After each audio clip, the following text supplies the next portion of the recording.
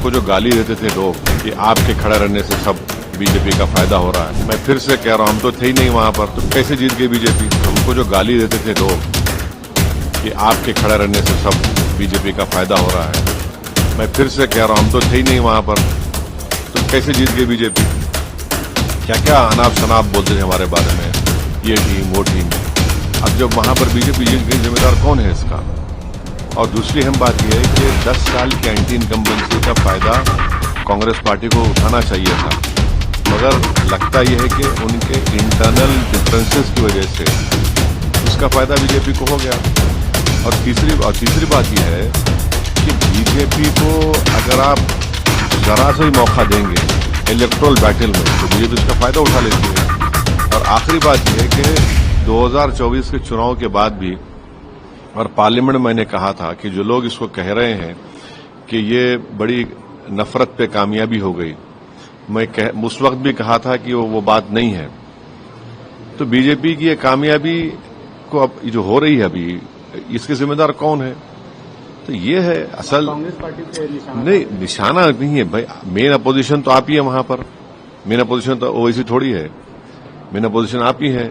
और 10 साल के एंटी इनकम्बेंसी के बाद 10 साल और फिर आपके हालिया पार्लियामेंट के चुनाव के नतीजे के बाद एक गोल्डन अपॉर्चुनिटी थी इनके पास कि बीजेपी को हरा देते वहां से, मगर वो नहीं कर पाए। इनका अपने इंटरनल डिफरेंसेस की बुनियाद पर, अपने एरोगेंस की बुनियाद पर, तो बड़ा इसको आप बीजेपी की जीत नहीं बल्कि कांग्रेस की नाकामयाबी बता रहे हैं। मेरा मानना यह है कि देखिए, मध्य प्रदेश में भी जीतना चाहिए था, छत्तीसगढ़ में भी जीतना चाहिए था, यहां पर भी जीतना चाहिए था। तो ये तीसरा ऐसा प्रदेश है जहां पर बीजेपी को हारना चाहिए था। असेंबली इलेक्शन बीजेपी जीत गई, तो ये खुद एक बहुत बड़ा पैगाम देता है कि किस तरीके से क्या हो रहा है। तो जहां तक मेरा ताल्लुक है, हमारी पार्टी हम तो डिसाइड के नहीं लड़ेंगे, पर इतने बड़े लोग इस पार्टी के मुझसे भिजाए लोगों के आप चुनाव लड़िए, बोला नहीं लड़ेंगे हम चुनाव लड़ेंगे, अपनी तरीके से लड़ेंगे।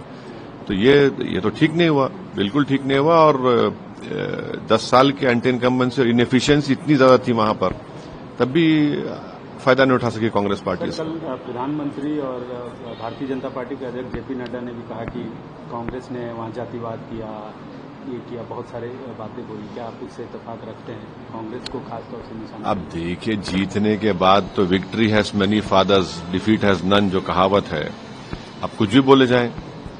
अब जाहिर है, तो अब ये ईवीएम को ब्लेम करना तो बड़ा आसान है ना, तो वही ईवीएम से आप जीत जाते हैं और फिर अगर आप हार जाते हैं तो ये गलत बात है। अब बोलते हैं, मगर ये मेरा ओपिनियन ये है कि ये स्टेट बीजेपी को हारना चाहिए था। बहुत से फैक्टर्स थे जो उनके खिलाफ जा रहे थे। तो अगर आप यहां पर भी अगर नहीं हरा पाएंगे बीजेपी को, तो ये बड़ी तकलीफदेह बात है। सर, जो 5 एमएलए नॉमिनेट किया है सेंट्रल गवर्नमेंट ने, उस पर उमर अब्दुल्ला कह रहे हैं कोर्ट जाएंगे, राहुल गांधी भी कांग्रेस वैसी ही बातें कर रहे हैं। आपका क्या राय है? नहीं, एक्ट देखिए, एक्ट में तो है वो हमने 370 को अपोज किया। उसूलन अखलाकन कॉन्स्टिट्यूशनल प्रोप्राइटी डिमांड करती है कि जो भी सीएम होगा उसके ओपिनियन से, उनकी रजामंदी से आप अपॉइंटमेंट करिए। मगर एक अजीब और गरीब किस्म का एक्ट पास किया गया 370 का, जिसमें आपको एक मिसाल देता हूं। कैबिनेट की मीटिंग होगी, उमर अब्दुल्ला की कैबिनेट मीटिंग होगी, तो एलजी का रिप्रेजेंटेटिव बैठेगा उसमें और वो बताएगा एलजी को कि इसको कबूल करे ना करे। अगर उमर अब्दुल्ला कैबिनेट के मिनिस्टर को दिल्ली जाने का है, दिल्ली जाने का भी है, तो उसको एलजी से परमिशन लेके जाना पड़ेगा। एक प्यून को अपॉइंट नहीं कर सकता सीएम वहां का। तो ठीक है, ये बात बिल्कुल सही है कि कश्मीर के अवाम में जो गुस्सा था 370 को अबॉलिशन का, उन्होंने अपना गुस्से का इजहार कर दिया।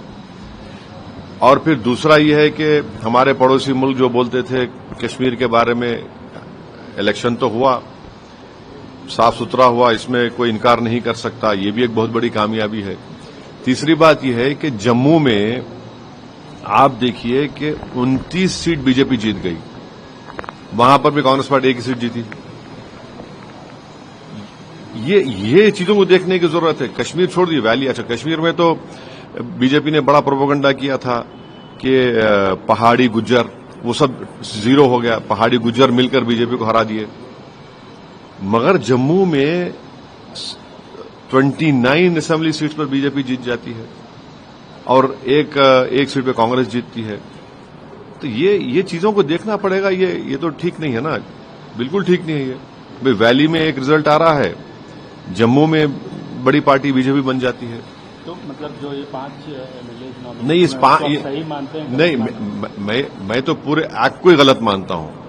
इसीलिए मैंने पार्लियामेंट में उसका वो खुलकर हमने उसका अपोज किया था कि क्या सीएम होगा उमर अब्दुल्ला, बताइए।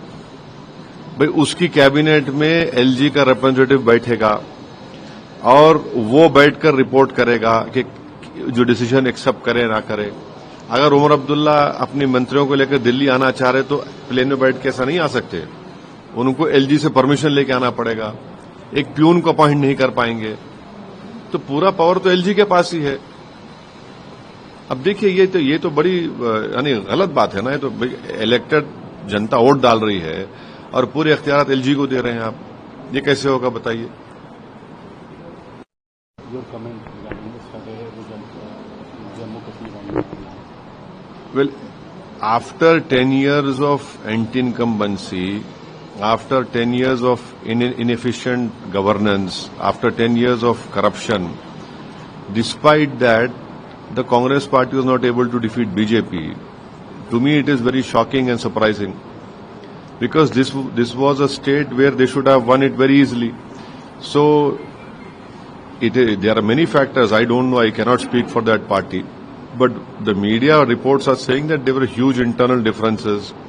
In fact, a very strong senior Dalit leader, she had made a statement that she was not consulted. And please remember, this is the third state election which the Congress party has lost, wherein they should have won: Madhya Pradesh, Chhattisgarh, now Haryana. And the third point is that I didn't contest, my party didn't contest. So now who will these people blame for the victory of BJP?